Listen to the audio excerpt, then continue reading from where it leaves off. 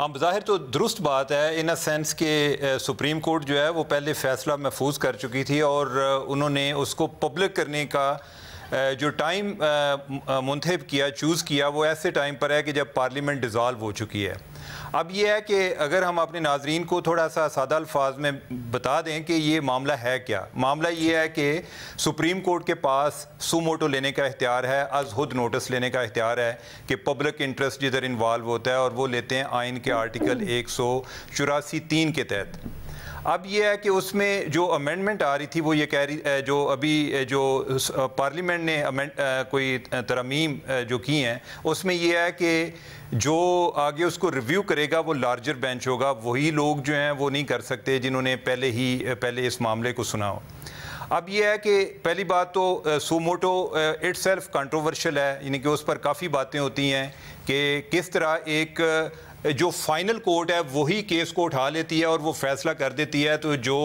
उसका टारगेट लोग होते हैं उनके पास कोई इख्तियार ही नहीं है। दूसरे जो केसेस हैं वो तो ट्रायल कोर्ट से चलते हैं, आगे हाई कोर्ट जाते हैं, हाई कोर्ट से होते हुए सुप्रीम कोर्ट जाते हैं, और इस मामले में सुप्रीम कोर्ट डायरेक्ट ही नोटिस ले लेती है और जो उन्होंने ऑलरेडी अपना ज़हन बनाया होता है, उनका जो भी होता है वो फैसला कर लेते हैं, और बाद में यानी कि उसके खिलाफ कोई खुदा की अदालत में ही कोई केस बंदा कोई दुआ ही कर सकता है, अदरवाइज़ तो कोई और फोरम नहीं रह जाता। तो इस मामले में ये जो अदालत का ये मौक़िफ़ है जी कि ये आइन से मुतसादिम है, बज़ाहिर मुझे ऐसा नहीं लगता। आई डोंट नो कि अदालत हर केस में आइन को क्यों लाती है। अब ये है कि ये आइन से मुतसादिम नहीं है। इनफैक्ट ये है कि सुप्रीम कोर्ट के अपने रूल्स बने हुए हैं जो कि 1980 में बनाए गए थे।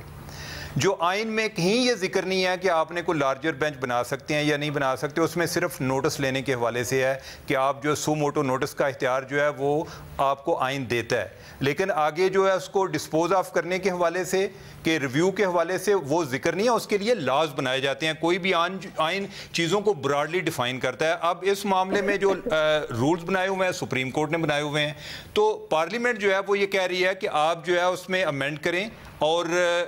उसमें एक लार्जर बेंच हो ताकि कोई और लोग भी इन्वॉल्व हो सकें। इधर तो एक जर्नलिस्ट किसी की खबर गलत हो जाए तो वो उसकी तरदीद को मानने को तैयार नहीं होता, तो इधर जो है जजेस जो कि इतने हायर पोजीशन पे हैं, वो अगर उनकी बात या उनके जजमेंट से कोई डिफर करे तो वो उस पर कब गौर करते हैं। और ऐसा हुआ है कि बहुत सारे जो केसेस हैं जिनमें रिव्यू का एलिमेंट आता है उसमें आमतौर पे सुप्रीम कोर्ट रिव्यू नहीं करती। नहीं, मतलब यह है कि जो उन्होंने फैसला पहले दिया होता है उसी को बरकरार रखते हैं। बल्कि मैं आपको एक एग्जांपल दूं, मेरे पास एक दफ़ा एक कोई डॉक्टर साहब आए जो कि हैवी इंडस्ट्री टेक्सला में कोई जॉब करते थे, तो उनकी रिटायरमेंट होगी, तो उनका ये ख्याल था कि जो उनके पास गाड़ी है वो लॉ के तहत उनके पास ही रहनी चाहिए, यानी कि वो एक टाइम होता है जी कि 10 साल अगर आपके पास है तो वो रहे। वो उनका कोई इस तरह का केस होता हुआ सुप्रीम कोर्ट तक आ गया। सुप्रीम कोर्ट ने कहा जी कि वो इन पर तब अप्लाई होता था अगर ये हैवी इंडस्ट्री टैक्सला के एम्प्लॉई होते,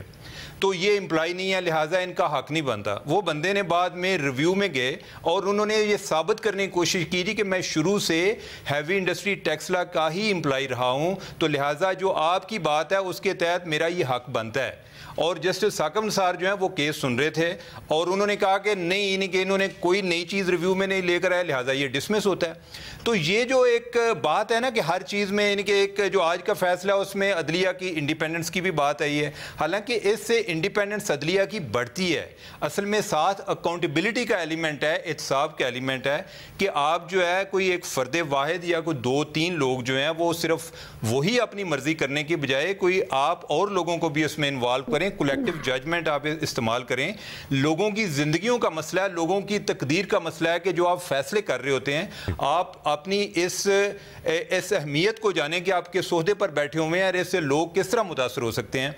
तो ये जो चीज़ है, यानी कि कोई ऐसा कोई मुस्तहसन कदम नहीं है कि जो आज सुप्रीम कोर्ट ने किया है, और जो आज़म नज़ीर तारड़ कह रहे हैं वो बात दुरुस्त लगती है। और इसमें सुप्रीम कोर्ट की ये बड़ी एक टैक्टिकल मूव है कि जब पार्लियामेंट रुखसत होगी तो उसके बाद उन्होंने किया ताकि अगर कोई इस पर कोई दोबारा पार्लियामेंट कोई दोबारा से कोई कानून साजी का सोचेगी भी तो वो नेक्स्ट पार्लियामेंट आएगी, ये वाले तो नहीं कर सकते।